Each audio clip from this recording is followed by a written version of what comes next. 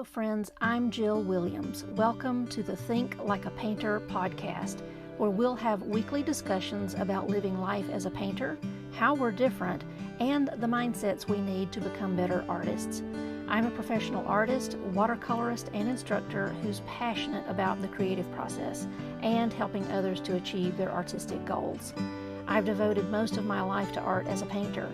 I've even worked as a muralist, stained glass artist, illustrator, graphic designer, and even professional picture framer on my journey to discovering my creative voice. I have over 2 decades of experience in the creative trenches to share with you in hopes that you'll be informed, inspired, motivated, and most importantly, that you'll learn more about yourself as an artist and how to expand your own creative potential. If you're looking for your tribe of painters, regardless of skill level, I encourage you to join me each week to learn how you can think like a painter. Well, good morning, everybody. How are you? This is Jill. Welcome to Think Like a Painter. This is episode 5, and today we're going to be talking about the pros and cons of placing a demand on your gift. Okay, I put a little blurb in some of the information so that you could see kind of what we're going to talk about. And basically, it's, this struggle that we have as painters and as artists to create what we want to create versus what we feel like we should be creating because it needs to sell or please somebody else. Okay, so you can let me know in the comments if that sounds familiar to you. This is a topic that's near and dear to my heart because I struggle with it. I don't know an artist who doesn't struggle with it, honestly. So I think what it really comes down to is, how should we respond and handle this, conundrum, because I don't think it's really going to go away. So the most important part is for us to make sure we're sort of responding appropriately in a positive and healthy way that's going to allow us to move forward and have momentum in what we're doing. So come on in, everybody. As you're coming in, let me know who you are and where you're from and all that kind of thing. If you are listening to this on the replay, please know that you can participate in this live by joining the Think Like a Painter podcast group on Facebook. And there's a link for that in the show notes, so you'll see that at the end. But if you are a painter and you are struggling with, we already have this struggle, it seems like, of what to paint. Sometimes that can happen, especially if we're early in our creative journey, if we're early in our artistic journey. And we can kind of already be struggling with what we need to be doing. But then comes the added struggle of, should I paint what I want to? Should I paint the things that I see at the art fair because they seem to be selling? Maybe that's what I need to paint. If you're a professional artist or even semi-professional and you go to shows, you participate in shows or exhibitions, you're going to know this feeling. And it's a kind of a miserable one, okay? It leaves us feeling frustrated and kind of, just sort of pushed into a corner about what we should be doing.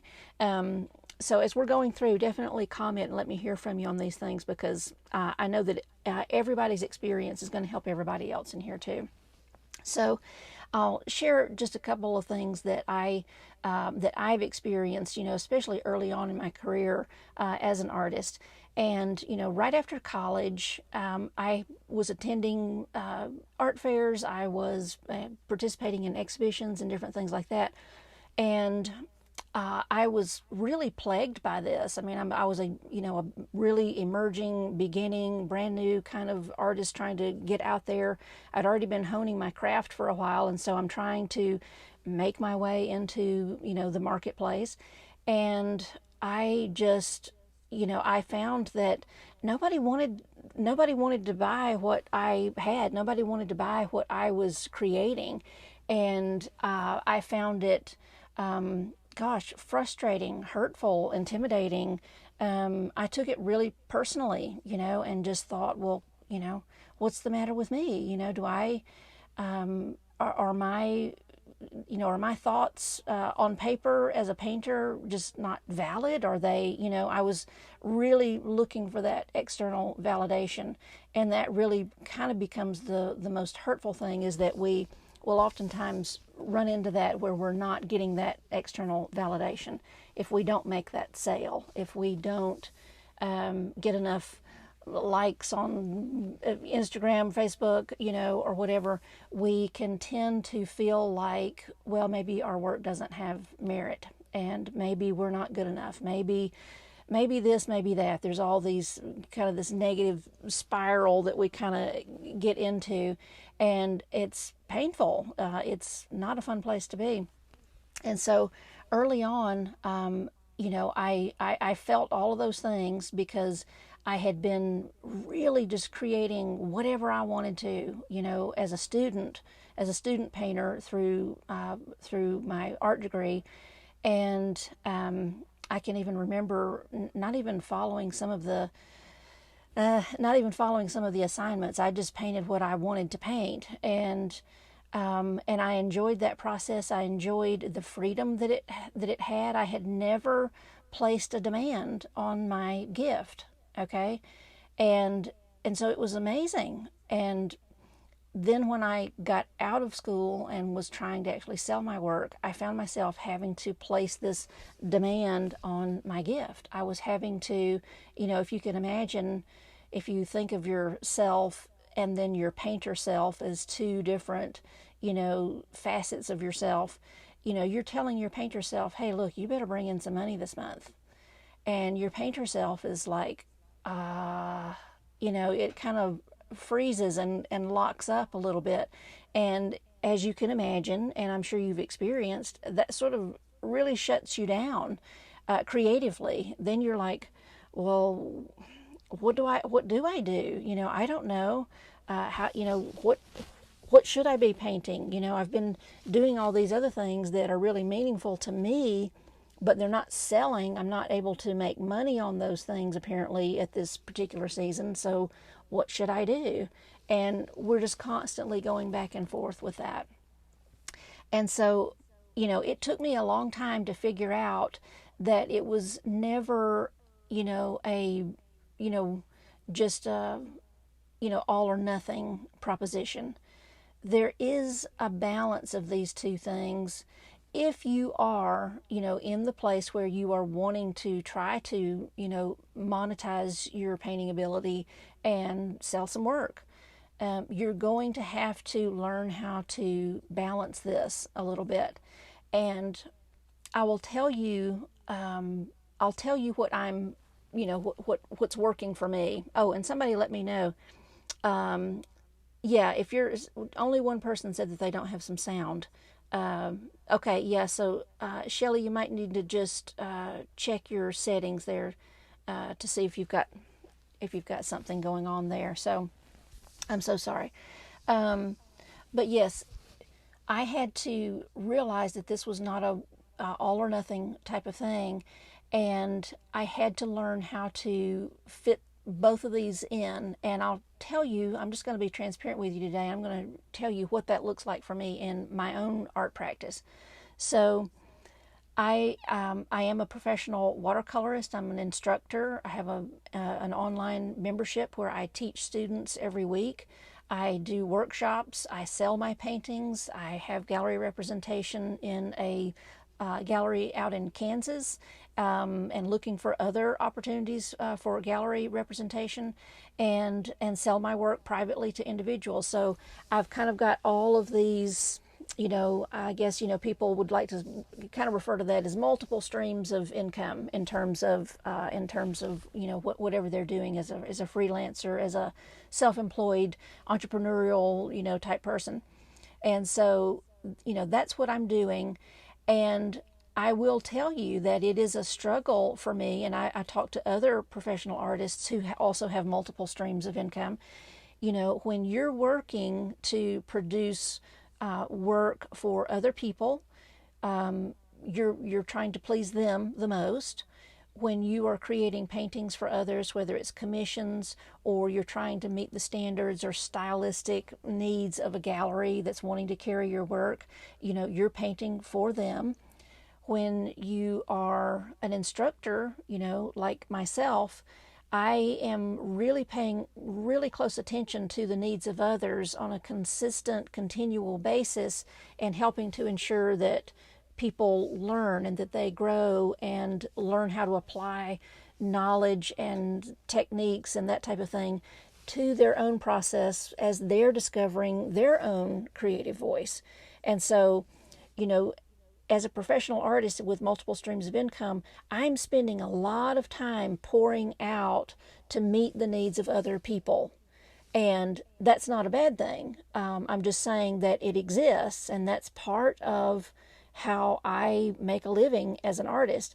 And so if I'm not careful, however, I will kind of neglect, forget about, sort of get overwhelmed by the other, obligations and responsibilities and needs that I have to meet for others, that I won't work on my own craft, that I won't hone my own skills, that I will sort of drop off the map and realize that I haven't painted for myself in maybe 3 weeks, maybe it's 3 months, maybe it's a year. And sometimes it'll hit me that, even though I'm painting every day or every week, at least, multiple days a week, I haven't painted for myself.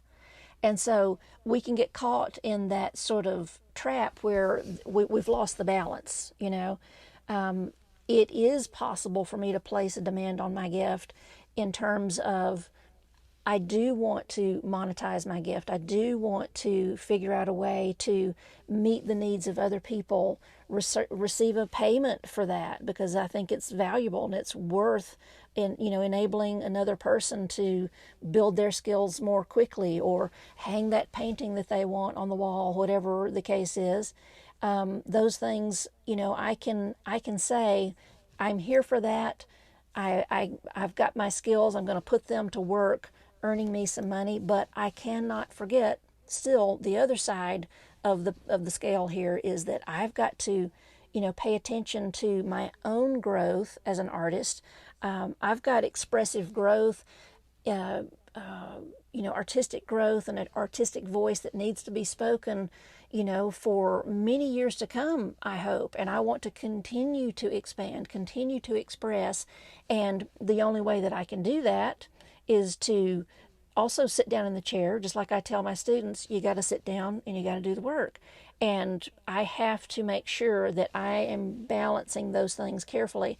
I have to also place a demand on my gift to grow and to be nourished and to learn and to expand and all of those things. So really what it kind of comes down to is we're placing a demand on the gift all the time. If we choose to use it, then we are placing an expectation. Maybe that's a better word instead of placing a demand, but placing an expectation on the gift to perform in specific ways to meet specific needs in our lives as artists. Okay, tell me if that makes sense to you. I'm looking to see if I have anybody sharing some experiences, and definitely do that. It really helps for everybody to hear a little bit about everybody's journey.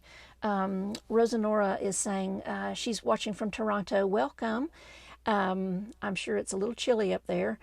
So Rosanora says that she started painting as a hobby 5 years ago, and she's working in all mediums. I can't take it as a job because I have no idea about marketing, I'm thinking you meant marketing, and that you have huge paintings. Yeah, Rosanora, it's definitely, that's the classic journey of every artist that wants to look at monetizing their gift, placing that type of demand on their gift that they want to move into the marketplace. And it just takes some time, and you've got to make sure that, you've got to get some training. People will tell you, we'll try this or that or the other. You can, there's lots of free information out there on YouTube or wherever.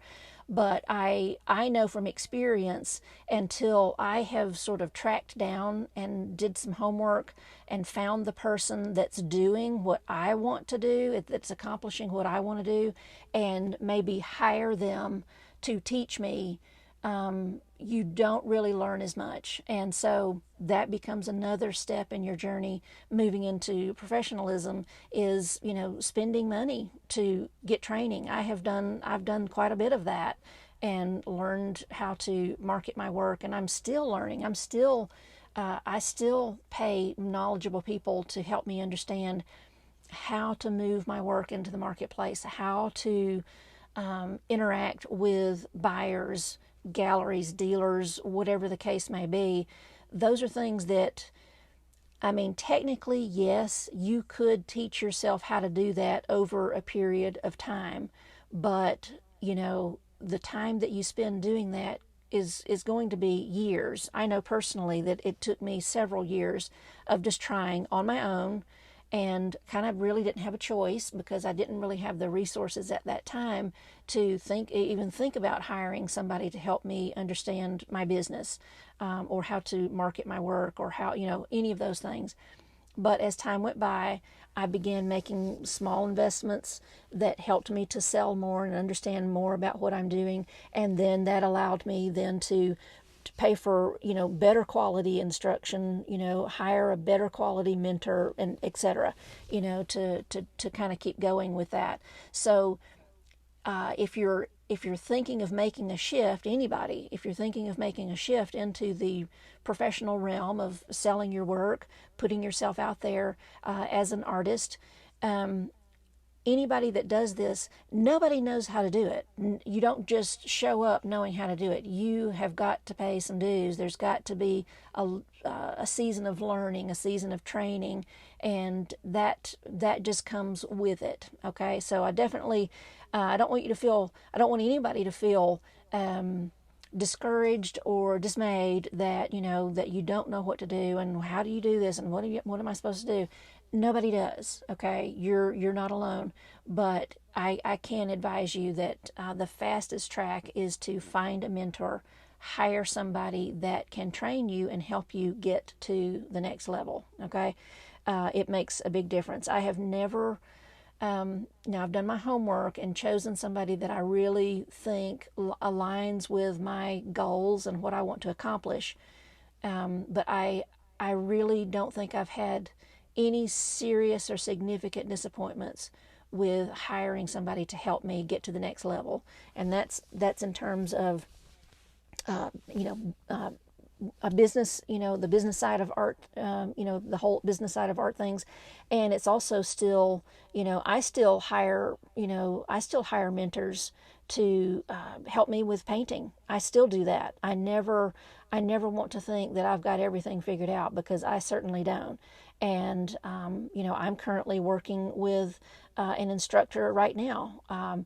This person doesn't even have classes. They do have classes, but they live somewhere else in the country. And I just finally reached out to this person and I said, hey, I know you don't know me, but you've got something that I want, and will you teach me?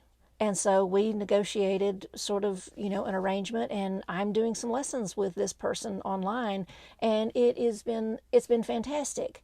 Is it expensive? Yeah, but I'm working that into my budget. I'm just, doing without some other things that I don't need now, because I know that I want to move to the next level. I want to move into something new. So that's going to come into play, when you get ready to move into anything on the professional level, into the marketplace. Okay, you've got to learn how to do it. I hope that that's helpful for you, and I'm excited for you. I think it's something that you should continue looking at, and I wish you all the best, because it can be done. You just got to get the training and do the work. Show up and do the work. We've always got to show up and do the work. Let's talk about another aspect of this. We've been talking about, this conundrum in terms of those who are seeking to be professionals and wanting to monetize their gift, wanting to go out there and turn their art making into a vocation. Okay, not everybody wants to do that, and that's fine. It's absolutely fine. And so there's still a little bit of this this sort of tug back and forth, or this imbalance that we kind of deal with, or the struggle, whatever. Even if you're not a professional artist, you're a hobby artist, and you do it for just personal enjoyment. You just do it. This is what comes out of you, and you want to do it. It doesn't matter if anybody is going to buy it or not. And by the way, just as a side note, every professional artist I know, including myself, I will paint whether I'm getting paid for it or not. I have boxes and boxes and boxes of unsold paintings to attest to that. So that part never goes away.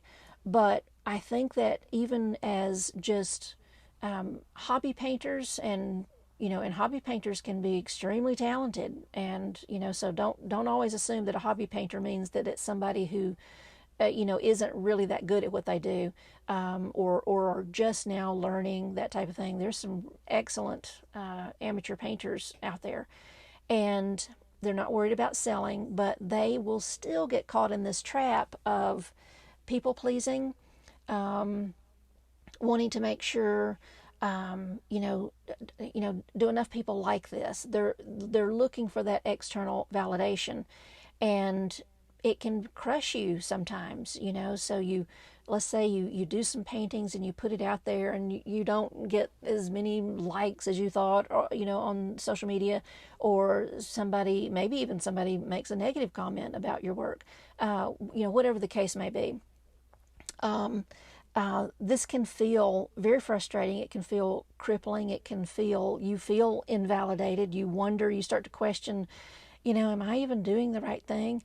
And it's still the same balance of things. And what it causes you to look at here in this situation, I feel, is that, as a hobby painter, or as a painter that's just coming along, it is possible that your work it's not good enough to be liked by a lot of people. It's not good enough to draw the attention of others, that type of thing. And so instead of feeling frustrated by that or taking it personally, let it kind of fuel you to place a demand on your gift in terms of growth. Okay, I need to work more. I need to practice more. I need to learn more. Whatever the case may be, that, be able to have a sober assessment about your work and know, hey, I think there's a lot of potential here, but it's got to be better than this for me to actually start posting my work on social media. Or it's got to be better than this for me to even think about trying to go down to the coffee shop and see if they want to sell a couple of pieces of my work on commission.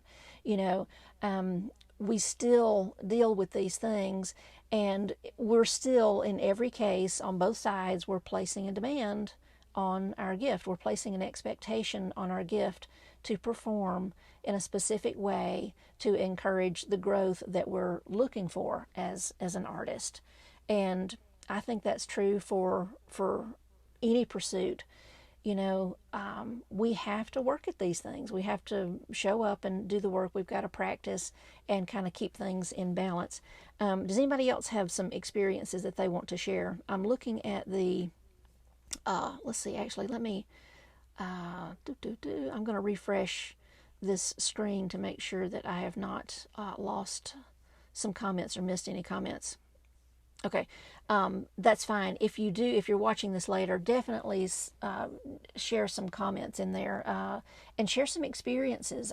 Everybody loves to hear somebody else's story of what they've been through, because many of you out there are either a hobby painter that is looking to become a better painter, or even possibly a professional painter. There are professional level painters that are ready to make that, that's that transition into vocation, and that type of thing. So all kinds of painters out there. And I hope that this is encouraging to you to know that even though this conundrum is not going to go away, it's still a balancing act of placing an expectation on your work. That's what's going to make it grow. I'll give you an example just from gardening to kind of prove this theory a little bit. I'm not a terrific gardener. My father is, and I grew up, with my father growing a garden all the time. And one of the things that I've learned myself about trying to grow bell peppers is that you have to kind of press and create a little tension for bell peppers to really produce a healthy plant full of peppers. If you baby a, a bell pepper plant and just sort of, just give it tons of water and just, just give it every possible thing imaginable, it will produce these fantastical, huge bushes with lush leaves and everything, and not one pepper, because you just kind of took the easy route. You just sort of, you let the plant just sort of take the easy way out. It didn't really have to work very hard. Pepper plants, bell pepper plants specifically, they have to be stressed a little bit. And doesn't that kind of sound awful? You have to starve it of water a little bit. You have to starve it of nutrients a little bit so that it will tap into the soil a little harder looking for those nutrients, and that's what causes it to produce the fruit or the peppers. Anytime a plant produces fruit, or in this case, a vegetable, a pepper, anytime a plant is producing a fruit, it has had to exert a tremendous amount of energy to do that. Growing the leaves is the easy part. The leaves are there. They're constantly just taking in the sunlight, turning that into food for the plant. It's just, kind of pigging out at the fridge door, right? But until it has to start working a little harder, the fruit really doesn't show up. We're placing a demand on that plant to really perform and to produce what we ultimately want to have, even though it involved a little bit of pressure, it involved a little bit of discipline, it involved work, it involved a lot of things that feel, well, let's just say uncomfortable, okay? And so if you are feeling uncomfortable about this balancing act, know that you're actually in the right place, because the balancing act, it's always going to be a balance. It's never that you're finally going to get to choose one or the other, okay? Because if you did, then you're not getting everything, okay? So think of it that way. If you get to keep both sides of the scale full and active and moving and equally balanced to the best of your ability, then you're getting everything. You're getting to create the work that you want to create, and you're also getting to create work for others that is actually maybe bringing in income or accolades or whatever it is that you're looking for, okay? It really is, if we want to say the word unfortunate, you have to do both, okay? The scale just stays balanced. It's never about choosing one or the other. And that's certainly what I have found to be my experience. And other successful artists that I know experience this exact same thing. And it really becomes a balancing act on a continuous basis. Okay? So I hope this is helpful for you and gives you a little bit of clarity and helps you also just sort of feel a little bit more at ease with the conflict. Okay? It's just going to be there. But it's very important for you to kind of keep monitoring the conflict. Make sure that you're not, leaning way to one side or the other, for a while, and this applies for, for those that are wanting to move into the marketplace. If you're constantly painting for yourself, and you might have something, it is kind of like catching lightning in a bottle. It might be that the thing that you make is everybody wants it. I don't know if, many of you are out there are old enough to remember the pet rocks from the 70s. Okay, well, for whatever reason, that just took off. And other weird and crazy things do too, And who knew? Who would have thought, that the pet rock was going to be a thing? And so unless you just, catch lightning in a bottle and the thing that you paint is what everybody wants, then it's very unlikely that you're going to constantly get to paint what you want all the time, and it's just flying out the door. In terms of sales. It could happen, but it's not likely. But if you're just constantly doing that, then you're not getting into that side of things where you're meeting the needs of other people. You're wanting to make sales. You're wanting to build a community of people who who are involved and are attracted to your work and that type of thing. You've kind of got to bring both of them in balance a little bit, and it just takes time. But know that it's perfectly normal, and that sort of becomes your assignment as a creative, is to keep that little balancing act going and monitor where you're at in it all the time. And it's a good idea. One of the things that I do is I sort of schedule out my year, in terms of what I want to accomplish artistically. And that will include the things that I want to do for my members and my membership, the type of work that I want them to learn how to do, the things that I want them to, the skills that I want them to have, and that type of thing, so that they're able to grow and expand in their own development, finding their own artistic voice. And then I also have a sort of a list of things on the side. I've got on my computer, I have multiple folders on my computer of ideas and thoughts and plans, of topics, subject matter, themes, different types of compositions that I want to work on that are just for me personally. I might not even, there's a lot of these things that I do, I don't even post them online. Maybe I should at some point, and maybe I will, but those are the things that keep me going in my own process, that keep me evolving and growing as an artist. And it's, sometimes I will get out of balance, sometimes, especially when I'm, working on things for my membership, I'm putting together a lot of content there, and I will be so focused on that I kind of just wind up, not really managing my time properly. And then I will find that, gosh, I've gone, a month and I've not painted what I needed to paint for me just as an artist. And then I have to sort of bring that back into balance and, get my own stuff out and sit down and do the work. Okay.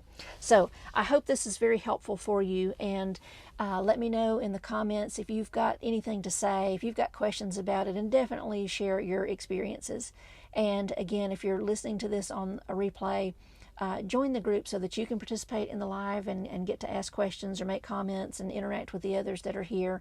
And in the meantime, I hope you kind of take a new look at this balancing act that we have as artists and see kind of where you are in your balancing act, and figure out ways that you can bring balance to it. Because once it is really balanced, you don't feel the weight of one side tugging, when it is kind of balanced. And even it doesn't even have to be perfectly balanced. It can just be kind of close. You will feel so much more at peace as an artist, knowing that you're doing everything that you possibly can to use your gift to the best of your ability. Okay, I hope this is helpful for you, and I look forward to hearing from you on this, and I will see you next time. Thanks so much.